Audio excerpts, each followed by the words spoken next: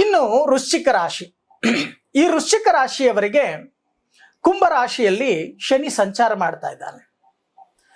ಈ ವೃಶ್ಚಿಕ ರಾಶಿಯವರಿಗೆ ಏನಪ್ಪಾ ಅಂತ ಅಂದ್ರೆ ಮಾನಹಾನಿ ಆಗ್ತಕ್ಕಂಥದ್ದು ಕಟ್ಟಿಟ್ಟ ಬುತ್ತಿ. ಜನವರಿ ತಿಂಗಳಲ್ಲಿ ಯಾರದೋ ಮೇಲೆ, ಅಪರಿಚಿತರ ಮೇಲೆ ಕಲಹಗಳನ್ನ ಮಾಡ್ಕೊಳ್ತಕ್ಕಂಥದ್ದು, ಮಕಮುನಿಸನ್ನ ಮಾಡ್ಕೊಳ್ತಕ್ಕಂಥದ್ದು, ಜಗಳ ಕಿಳಿತಕ್ಕಂಥದ್ದು, ಅಥವಾ ಒಡದಾಟ ಕಿಳಿತಕ್ಕಂಥದ್ದು, ಅಥವಾ ವೈಮನಸ್ಸನ್ನು ತೋರಿಸ್ತಕ್ಕಂಥದ್ದು, ಅಥವಾ ಅವಾಚ್ಯ ಶಬ್ದದಿಂದ ಅವರನ್ನ ನಿಂದನೆಯನ್ನ ಮಾಡ್ತಕ್ಕಂಥದ್ದು, ಅವರು ನಿಮ್ಮ ಮೇಲೆ ಬಂದು ಕಲಹಗಳನ್ನ ಮಾಡ್ತಕ್ಕಂಥದ್ದು, ಒಟ್ಟಾಗಿ ಹೊಡೆದಾಡ್ತಕ್ಕಂಥ ಒಂದು ಪರಿಸ್ಥಿತಿಯೂ ಕೂಡ ಬಂದ್ಬಿಡುತ್ತೆ. ಎಚ್ಚರಿಕೆಯನ್ನ ವಹಿಸಿ ವೃಶ್ಚಿಕ ರಾಶಿಯವರು ಈ ಒಂದು ಮಾಸದಲ್ಲಿ, ಈ ಜನವರಿ ತಿಂಗಳಲ್ಲಿ.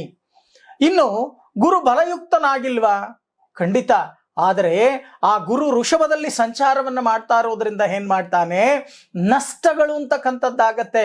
ನಿಮಗೆ ಕಣ್ಣ ಎದುರುಗಡೆ ಇರೋದು ಕೂಡ ಸುಳ್ಳಾಗಿ ಕಾಣಿಸ್ತಕ್ಕಂಥ ಒಂದು ಪರಿಸ್ಥಿತಿ ಆಗತ್ತೆ. ಯಾವುದೇ ಒಬ್ಬ ನಿಜವಾದ ವ್ಯಕ್ತಿ ನಿಮಗೆ ಸಹಾಯಕ್ಕೆ ಬಂದರೂ ಸಹಿತ ಅವನು ನನಗೆ ಏನೋ ತೊಂದರೆ ಮಾಡೋಕ್ ಬಂದಿದ್ದಾನೆ ಅನ್ನೋ ಮನೋಭಾವ. ಅದಕ್ಕೆ ಹೇಳೋದು, ಹೃದಯದಿಂದ ಎಲ್ಲವೂ ಕೂಡ ಜನನವಾಗಬೇಕು. ಯಾರದಾದ್ರೂ ಮನೆಗೆ ಉದಾಹರಣೆಗೆ ನೀವು ಊಟಕ್ಕೆ ಹೋದ್ರೆ ಊಟ ಮಾಡಿ ಅಂತ ಅವ್ರು ಹೇಳ್ತಾರೆ, ನಿಜ. ಆದ್ರೆ ನಿಮ್ಮ ಮನಸ್ಸಿನಲ್ಲಿ ಒಳಗಡೆಯಿಂದ ಅವರ ಮನೆಯಲ್ಲಿ ಊಟ ಮಾಡಬೇಕು ಅಂತ ಮನಸ್ಸು ಹೇಳಬೇಕು. ಆ ಹೇಳಿದ್ರೇನೆ ನೀವು ಊಟ ಮಾಡ್ಲಿಕ್ಕೆ ಸಾಧ್ಯ. ಇಲ್ಲ ಅಂತ ಅಂದ್ರೆ ಇಲ್ಲ. ನಿಮಗೆ ಹಸಿವಾಗಿದ್ರೂ ಸಹಿತ ಬಿಟ್ಟು ಬರ್ತಕ್ಕಂಥ ಒಂದು ಸಾಧ್ಯತೆಗಳು ಹೇಗಿದೆಯೋ ಹಾಗೆ ವೃಶ್ಚಿಕ ರಾಶಿಯವರಿಗೆ ಸ್ವಲ್ಪ ಶೀತ ಸಂಬಂಧವಾದ ರೋಗಗಳು, ಜಾಯಿಂಟ್ ಪೇನ್ ಅಂತಕ್ಕಂಥದ್ದು ಹೆಚ್ಚಾಗಿ ಬರುತ್ತೆ. ರಕ್ತ ಸಂಬಂಧವಾದ ಕಾಯಿಲೆಗಳು ಕೂಡ ಹೆಚ್ಚಾಗಿ ಬರುತ್ತೆ. ಹಾಗಾದ್ರೆ ನಮಗೆ ಜೀವನದಲ್ಲಿ ಈ ಒಂದು ಮಾಸದಲ್ಲಿ ಅನುಕೂಲಗಳೇ ಇಲ್ವಾ ಗುರುಗಳೇ ಅಂತ ನೀವು ಪ್ರಶ್ನೆಯನ್ನ ಮಾಡೋದೇ ಆದ್ರೆ, ಅನುಕೂಲಗಳು ಅಂತಕ್ಕಂಥದ್ದಿದೆ. ಸೈಟ್ ತಗೊಳ್ತೀರಾ, ಮನೆ ಕಟ್ತಕ್ಕಂಥವ್ರು ಮನೆ ಕಟ್ತೀರಾ, ಗೃಹ ಪ್ರವೇಶ ಮಾಡ್ತಕ್ಕಂಥ ಯೋಗಗಳಿದೆ, ಎಲ್ಲವೂ ಕೂಡ ಇದೆ. ವಾಹನ ಕೊಂಡುಕೊಳ್ತಕ್ಕಂಥ ಯೋಗ ಇದೆ. ಆದ್ರೆ ಏನು ಪ್ರಯೋಜನ?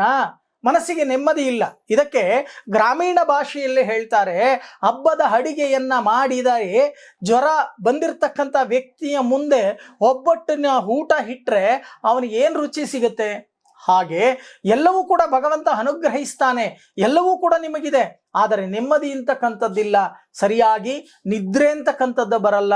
ಆದಷ್ಟು ಅನ್ನ ಆಹಾರ ನಿದ್ರೆಗಳನ್ನ ಸರಿಯಾಗಿ ಮಾಡ್ತಕ್ಕಂಥ ಕೆಲಸವನ್ನ ಮಾಡಿ.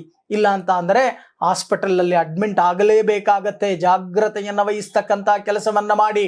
ಅಂದ್ರೆ ಸುಮಾರು ಈ ಬಹಳಷ್ಟು ಲಗ್ನಗಳನ್ನ ನಾವು ಲೆಕ್ಕಾಚಾರ ಮಾಡಿದಾಗ ವೃಶ್ಚಿಕ ರಾಶಿಯವರಿಗೆ, ಕೆಲ ಲಗ್ನದಲ್ಲಿ ಜನನವಾಗಿರತಕ್ಕಂಥವರಿಗೆ ಶಲ್ಯ, ಅಪೆಂಡಿಕ್ಸ್ ಇಂಥ ರೋಗಗಳನ್ನ ಬಹಳಷ್ಟು ಆವಾಹನೆಯಾಗ್ತಕ್ಕಂಥ ಸಾಧ್ಯತೆಗಳಿದೆ. ಶಸ್ತ್ರಚಿಕಿತ್ಸೆಯನ್ನು ಕೂಡ ನೀವು ಮಾಡಿಸ್ಕೋಬೇಕಾಗತ್ತೆ.